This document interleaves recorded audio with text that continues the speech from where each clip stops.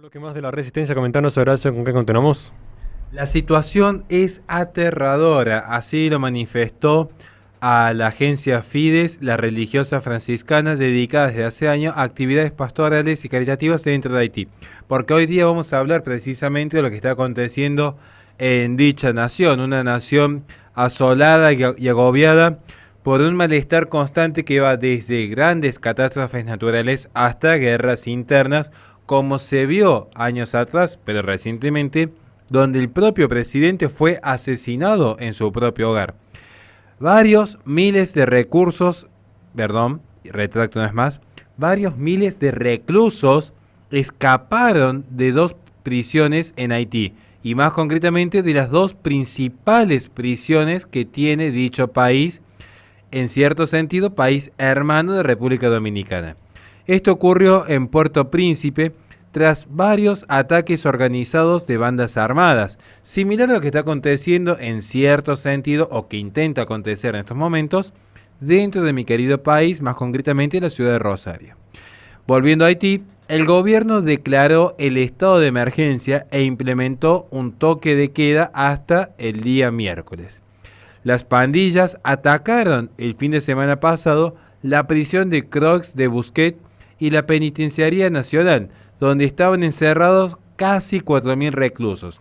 En términos más precisos, 3.696. Esto según consta en la información que aporta Arnel Remy, coordinador general del colectivo de abogados por la defensa de los derechos humanos.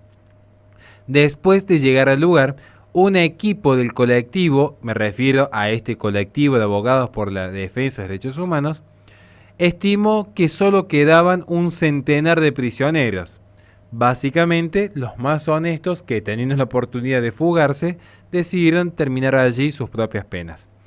Y cerca de, y atentos el número, 3.600 reclusos se habían dado la fuga. Es decir, apenas una decena decidieron mantenerse dentro de la prisión. Prácticamente todos los reclusos habían escapado de sus cárceles. Cito aquí nuevamente a lo que dijo Arnel Remy: criminales notorios, jefes de bandas, agentes de policía detenidos en casos de asesinatos vinculados al presidente Jovenel Moïse, al que me referí recientemente. El caos, el desorden y el terror reinan en Puerto Príncipe.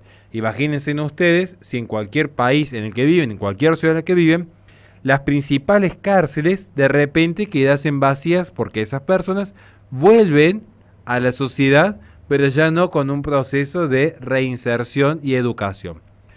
Voy a citar una vez más las palabras de este hombre: las bandas irrumpieron en todos los aeropuertos del país para arrestar al primer ministro Ariel Henry, que regresaba de Nairobi, donde había firmado el acuerdo para el despliegue de una fuerza policial keniana en Haití.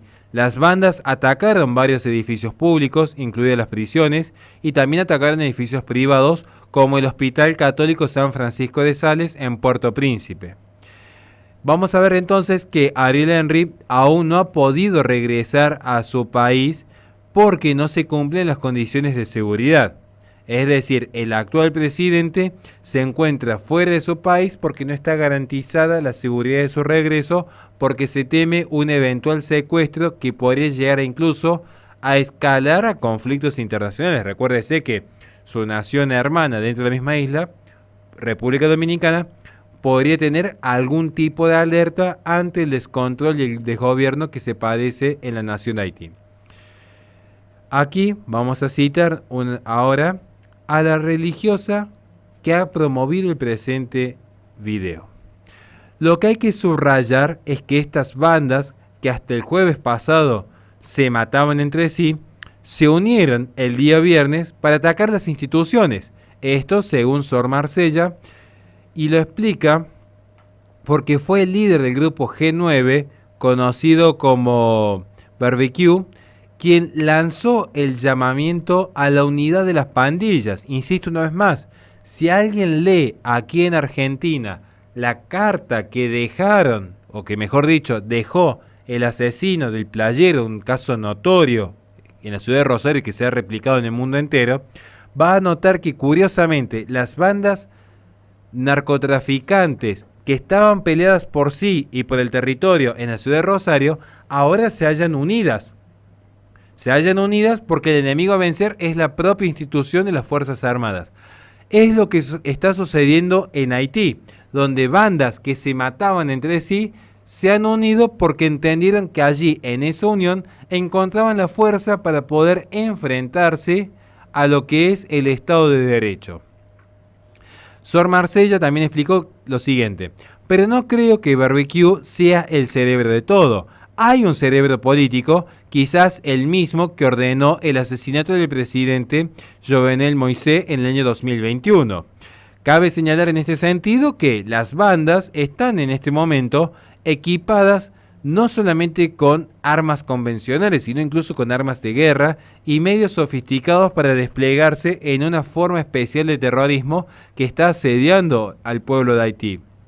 Es decir, no es que simplemente cuentan con machetes y pistolas de bajo calibre, sino que incluso cuentan con drones para detectar los movimientos de la policía y anticiparse, y de esta manera generar lo que sería una guerra de guerrillas, tal como sucedió con la izquierda subversiva en las décadas 70 por América Latina.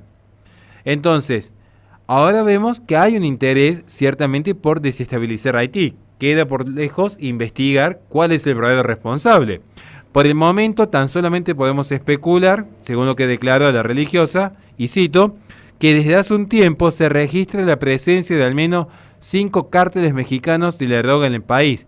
Quizás quieren convertir a Haití en una tierra de nadie para así poder gestionar mejor su tráfico de cocaína hacia América del Norte y Europa.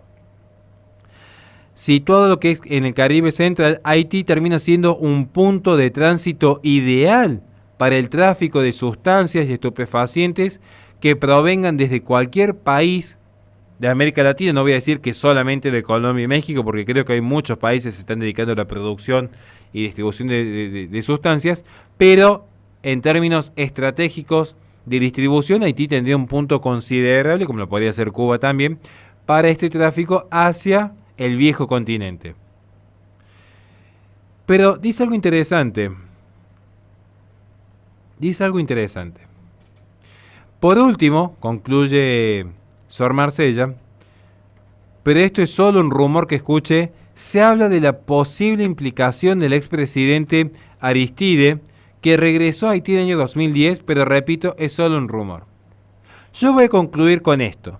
Voy a dejar el dato abierto porque quiero que luego la gente nos comente, ya sea en YouTube con un comentario que nos dejen en la caja, ya sea ahora por Twitch, ya sea mandando un mensaje a la radio. Quiero escucharlos, porque yo voy a dejar mi pequeña conclusión aquí.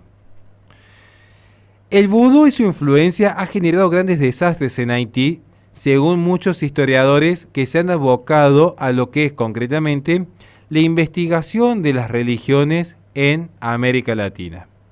Haití, de hecho, según algunos investigadores, es el único país del mundo consagrado al demonio. En 1791, Haití se consagró oficialmente al demonio por 200 años y fue el primer país americano en obtener la independencia. Curiosamente, el primer país en consagrarse al demonio, el primer país que obtiene la independencia bajo este lema del non serviam.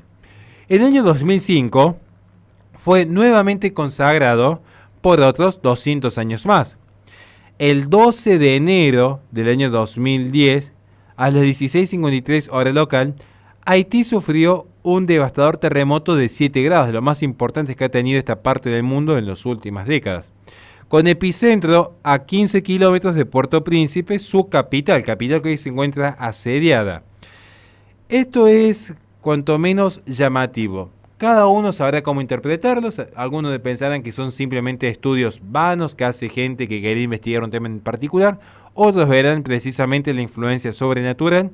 Quieren ustedes analizar y reflexionar. Mi función aquí en este espacio es tan solo transmitir la información. Que Dios les bendiga. Les recordamos a la gente que este programa es sobre el canal de YouTube de la Resistencia Radio, donde en la descripción del video está en la plataforma Patreon, donde pueden apoyarnos para que podamos seguir haciendo este tipo de contenido. Vamos a un corte y enseguida volvemos con más Resistencia.